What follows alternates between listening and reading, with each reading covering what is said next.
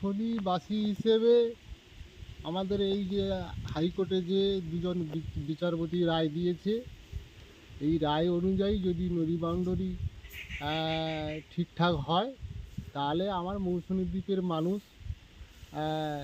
শান্তিতে থাকতে পারবে বা চাষবাস ঠিকঠাক করতে পারবে।